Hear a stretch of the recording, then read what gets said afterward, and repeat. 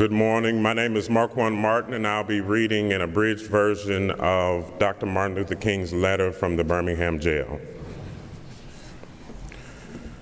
While confined here in the Birmingham City Jail, I came across your recent statement calling our present activities unwise and untimely. Seldom, if ever, do I pause to answer the criticism of my work and ideas.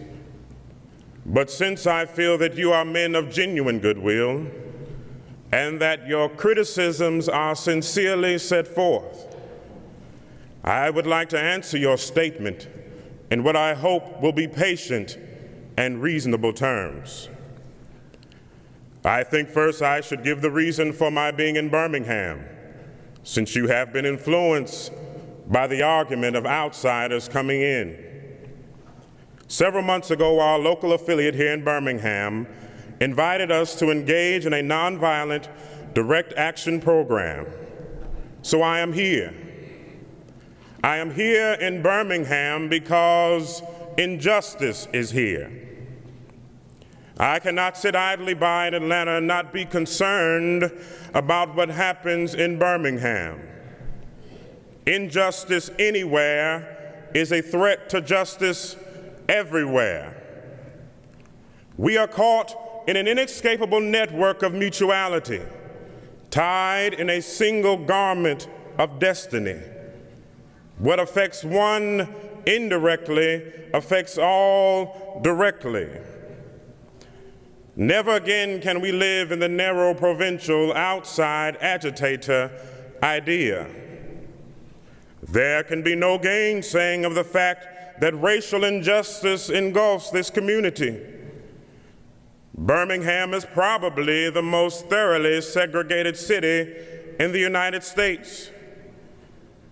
Its injustice towards the Negro in all its brutality is known in every state in this country.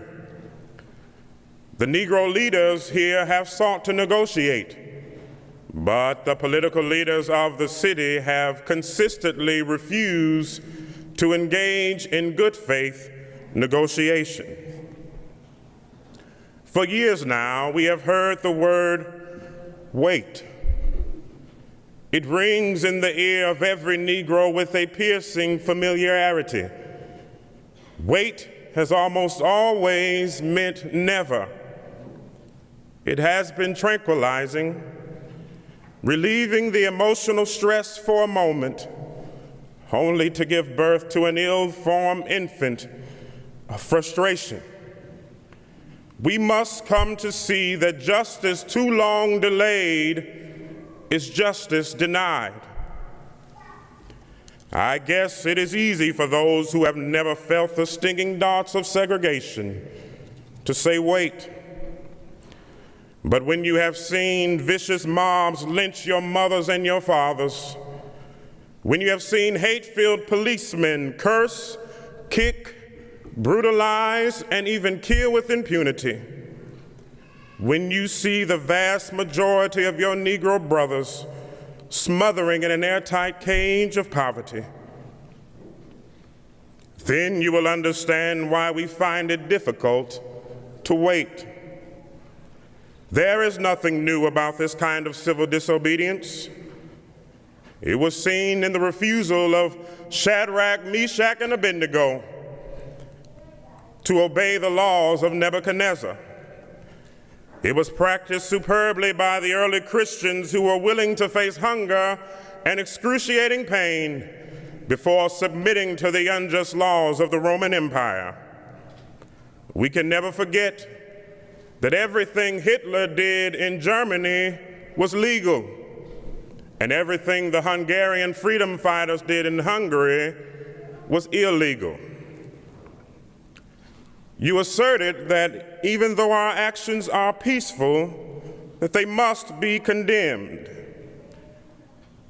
But can this assertion be made logically? Isn't that like condemning the robbed man because his possession of money precipitated the evil act of robbery?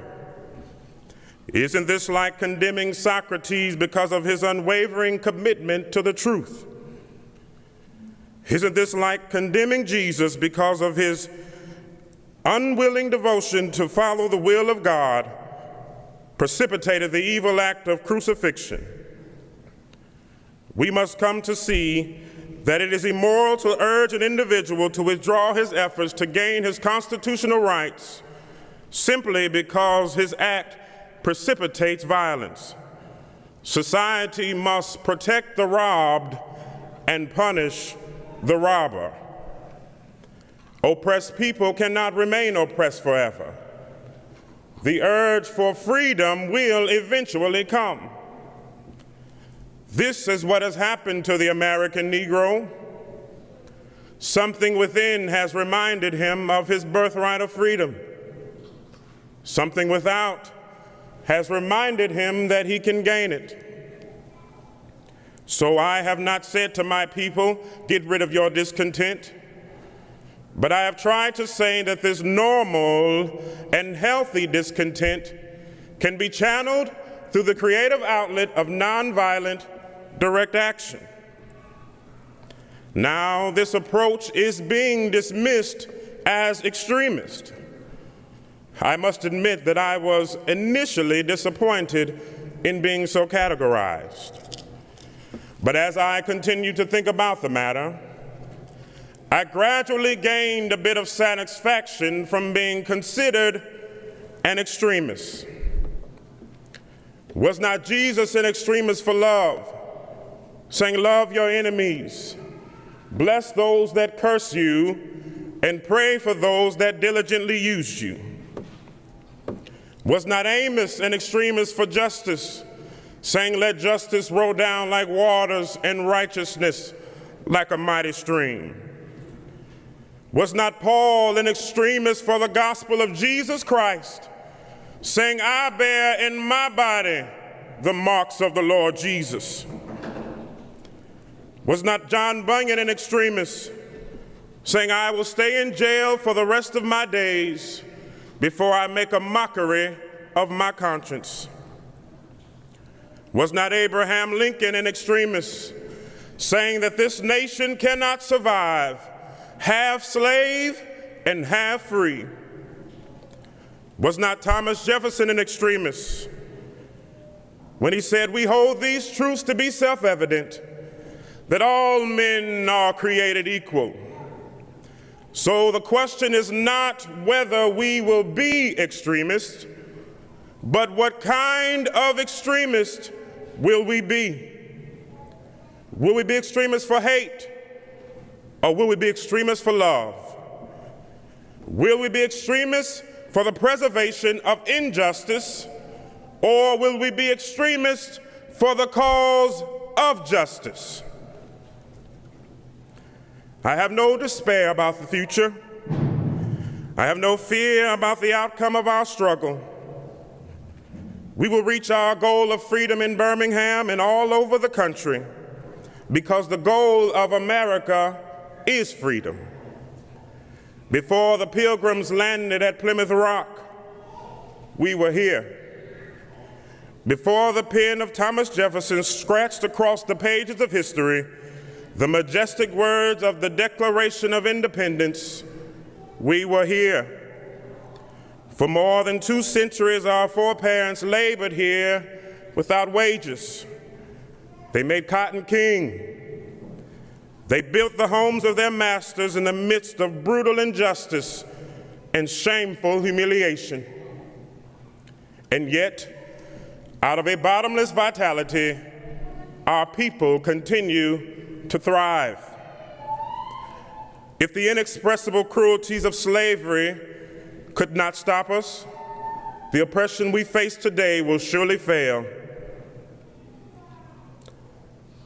Never before have I written a letter this long. I can assure you that it would have been much shorter if I had been writing from a comfortable desk. But what else is there to do when you are alone for days in a dull monotony of a narrow jail cell, but write long letters, think strange thoughts, and pray long prayers? If I have said anything in this letter that is an understatement of the truth, and is indicative of my having an unreasonable impatience. I beg you to forgive me. If I have said anything in this letter that is an overstatement of the truth and is indicative of my having a patience that makes me patient with anything less than brotherhood, I beg God to forgive me. Let us hope that the dark clouds of racial prejudice will soon pass away, and the deep fog of misunderstanding will be lifted from our fear-drenched communities. And in some not too distant tomorrow, the radiant stars of love and brotherhood will shine all over this nation. Yours for the cause of peace and brotherhood, Dr. Martin Luther King, Jr. Thank you.